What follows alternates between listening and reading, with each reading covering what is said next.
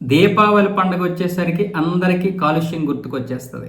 అంతవరకు శబ్ద కాలుష్యాలు ఉండవు, వాయు కాలుష్యాలు ఉండవు, పొగ కాలుష్యం ఉండదు, ఏ కాలుష్యం గుర్తుకు రాదు. ఒక్క దీపావళి మాత్రం వచ్చేస్తుంది. ఇప్పుడు ఢిల్లీలో ఎన్సీఆర్ పరిధిలో వాయు కాలుష్యం అయితే పెరిగిపోయింది. అందుకు దాన్ని కట్టడి చేయడానికి దీపావళి పండుగ రోజు ఇక నుంచి క్రాకర్స్ కాల్చకూడదని ఏప్రిల్ 3వ తారీఖున సుప్రీంకోర్టు నిషేధాజ్ఞలు ఇచ్చింది. తప్పేం లేదు, ఎందుకంటే పొల్యూషన్ పెరిగిపోతుంటే ప్రజల ఆరోగ్యమే పోతుంది కదా.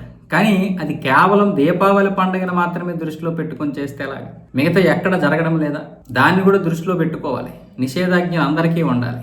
అయితే ఇప్పుడు మన సొలిసిటర్ జనరల్ తుషార్ మేహతా అయితే ఒక 2 గంటలు ఆ ఆంక్షలను సడలించమని కోరుతున్నారు. అది కూడా ఏంటంటే ఎటువంటి వాయు కాలుష్యం కానీ శబ్ద కాలుష్యం కానీ లేనటువంటి క్రాకర్స్ ఉన్నాయి, వాటికి అనుమతిస్తూ 2 గంటల పాటు పిల్లలకైతే అనుమతి ఇవ్వాలి. ఎందుకంటే ఈ పండగ కోసం పిల్లలందరూ ఎదురు చూస్తున్నారు. అందరు పిల్లలు కూడా ఇక్కడ క్రాకర్స్ కాలుస్తారు.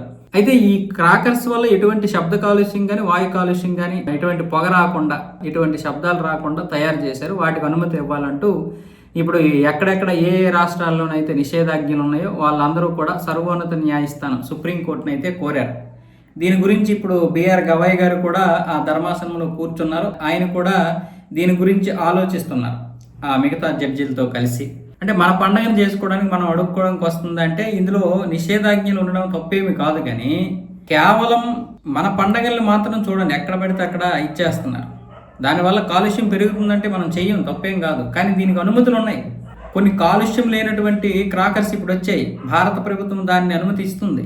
అయితే ఇందులో కామర్స్లో అంటే ఫ్లిప్కార్ట్ కావచ్చు, అమెజాన్ కావచ్చు, మరికొన్ని కామర్స్ కావచ్చు, అందులో నుంచి మాత్రం కొనుగోలు చేయొద్దనేసారు. కాబట్టి ఒక 2 గంటలు పిల్లల కోసం అయితే ఢిల్లీ వరకు అయితే అనుమతి ఇవ్వాలని కోరుతున్నారు. బిఆర్ గవాయ్ గారు దీని గురించి ఇప్పుడు ఆలోచిస్తున్నారు. మనము 2 వైపులు ఆలోచించాలి, కాలుష్యం గురించి కూడా ఆలోచించాలి. కానీ కేవలం కాలుష్యం మన వల్లే జరుగుతుందా? కేవలం మన వల్లే జరుగుతుందా?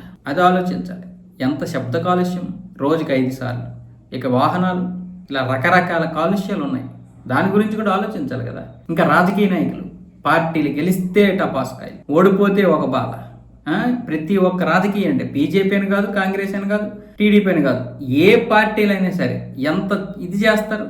ఇక క్రికెటర్స్ గెలిస్తే ఎంత రాద్ధాంతం చేస్తారు. వీటికి మరి ఎందుకు ఇది చేయరు? మరి అప్పుడు ఎందుకు కాలుష్యం గుర్తురాదు? పండగ మాత్రం ఎందుకు కాలుష్యం గుర్తు వస్తుందో మరి సుప్రీంకోర్టుకి?